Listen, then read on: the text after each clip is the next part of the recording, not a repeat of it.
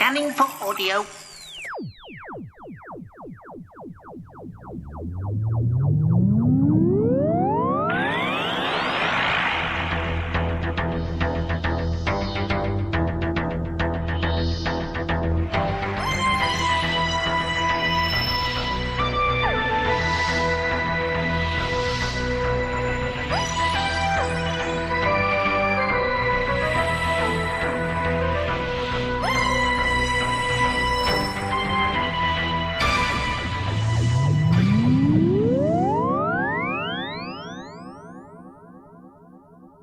Hello and welcome to a Tin Dog podcast covering Whoovers 3. Right, I'm in the car, it's 7:30, and this year I know which junction of the motorway to come off. Thanks to a 2-year-old shouting for her parents. I've been up for several hours now, so I'm all set to go. Let's go! And of course I will keep you informed if I get lost like I did last year. So, back in a bit.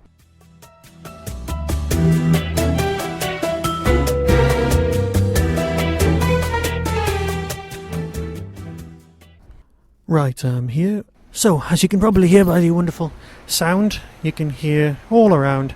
I'm in a multi-storey car park. I've finally made it here. I only got lost the once.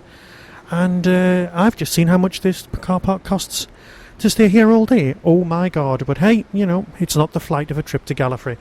Okay, I'm going to go in and I'm going to speak to you all very later.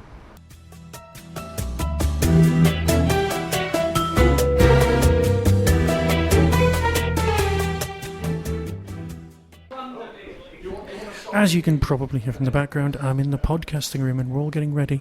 The opening thing's just about to start upstairs, so obviously, you know, I'm not there because I'm reading from my Whoverville programme of events. 10 a.m, welcome, 10:05, Barbara Shelley, 10:45, Tristan Peatfield, 12:15, Frazer Hines, 12:05, and so on. Now, David J. Howe's on the stage at 1:25, so that's something I really need to be there for.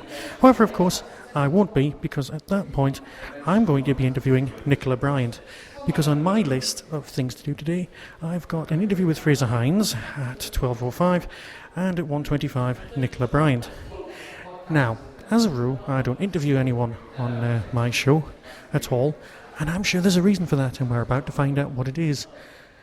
But let's not go there, let's not worry, shall we? Naturally frightened of everything. There's lots of people here. I've just seen my mate Chris from university, who I haven't seen 2 years now, and that was brilliant. Right, he's from the Faros Project, by the way. Okay, so I'm going to find a nice little seat, do some research on my two people, and write down some notes so that I don't show myself up completely, and then set up this microphone so that people can, well, you know, hear what's happening. So, back in a bit.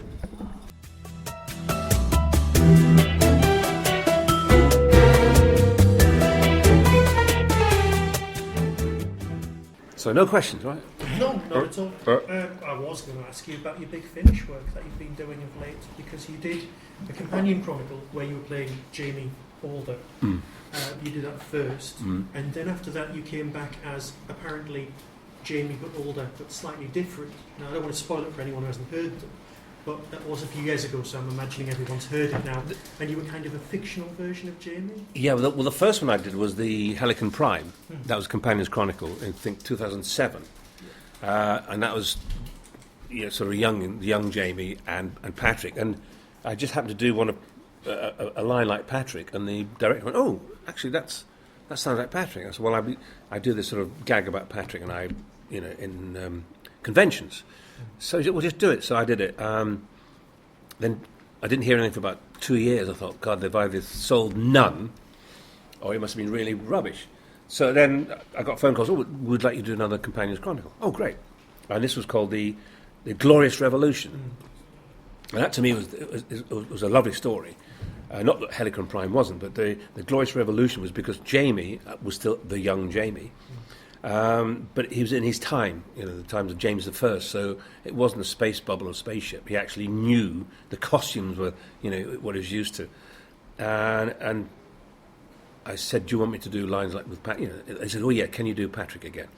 And I said to David Richardson, the producer, "But Patrick's got more dialogue here." don't I get 2 fees? He said, no, you still get the one fee. But I love doing Patrick, you see, because, I love the guy, working with him, and for 3 years we had a happy time. But the Doctor Who magazine, when Glorious Revolution came out, great write-up, blowing my own trumpet, but I just love it, because it said, it was lovely to hear Hines and Troughton working together after all these years. Then I realised, wait a minute, Troughton died in 87, therefore Hines is arguing with himself. Yeah. Because that's the way I do it, rather than do all Jamie's lines, then they do all Patrick's. I just stand in the booth and I've got Patrick's lines blue for the TARDIS and Jamie's red for the kill, sort of thing. So and just talk like that, which it's great. It stretches you as an actor, but you don't want it to be too easy. Did Patrick ever hear you do an impression of him? No. You didn't do it to him? No, it didn't come out till after he had died. It just so happened that we were talking about the Emperor Dalek. We always think she'd be the Empress because it looks like she's got gold bra on. I think when you look at it, all the black, it should be the Empress Dalek, and obviously she's the Mother Dalek. But they always call her the Emperor, and just because we're in black and white, it's only when I saw the picture in colour. Actually, it should be the Empress. But my line was, "Look at the balls on that thing, Doctor." And I couldn't say it. We were laughing and giggling. I think Paddy Russell, the director, tearing her hair out. For goodness sake, grow up. In the end, we changed to, "Look at the size of that thing, Doctor."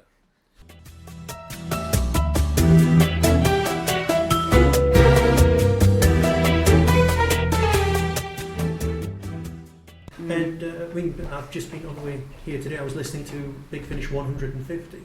The recorded time, and it's marvellous. And it's lots of little story, and that's great.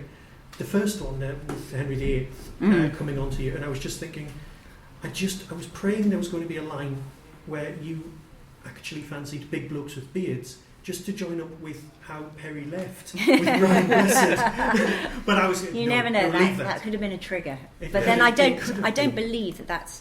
I'm totally into the Piscon paradox. Yes. That for me, I'm going to sound like such a fan and a geek now, which I am. Go so that's okay. Yeah. You're I actually woke up recently thinking, I wonder if, I think it was after watching the new episode, if Perry has as many reincarnations as the Doctor. If there was like an equal number. If there was 11 Perrys, and I was going through 11, and I thought, oh, for goodness sake, get up.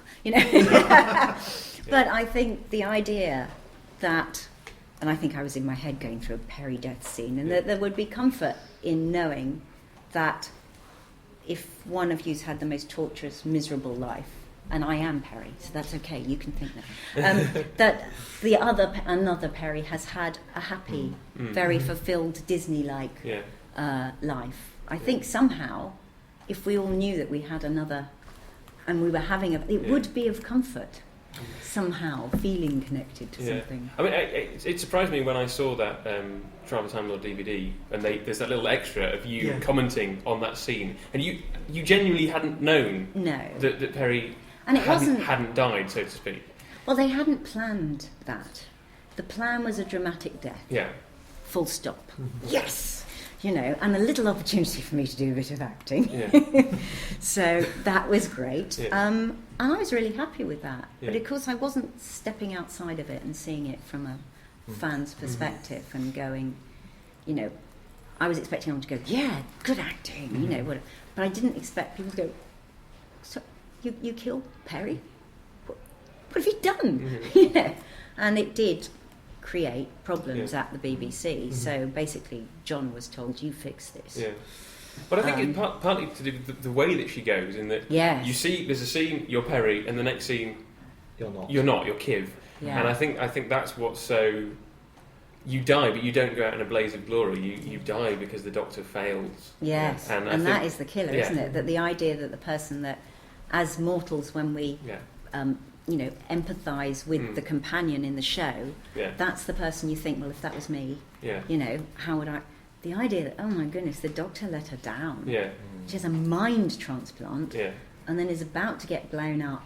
And so what happened? Yeah. It's... but I love all the answers in Piscons, and then the fact that it then opens a whole new can of worms. which is the best, really, isn't it? Answer, problem.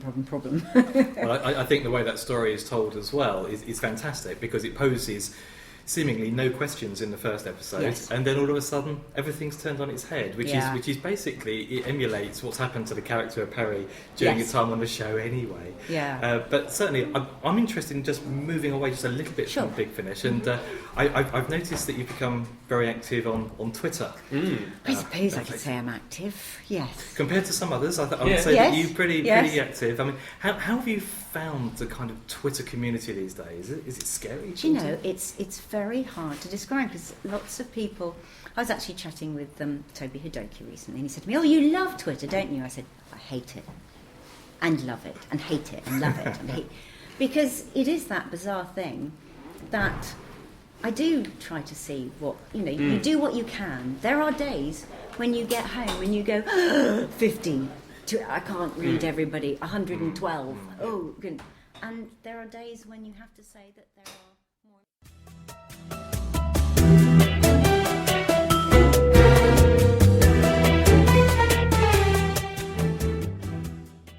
Right, I'm leaving the quad now. That was it, really. That was Whoverville 3. Yes, I'm leaving slightly early, but that's fine. It's not really a problem. I've had a fantastic time. I've interviewed Frazer, Hines. I've interviewed, some great people. And I just want to thank Steve for organising this. It's just been brilliant. If ever you get the chance to go to a Doctor Who convention, you go for it.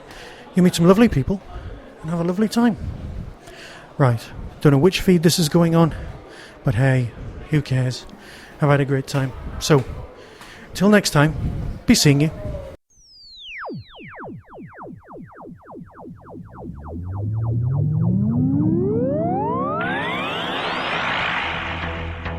You have been listening to the Tin Dog Podcast. Doctor Who and its associated shows are all trademark of the BBC. No infringement is intended. Contact us at tin-dog@hotmail.co.uk.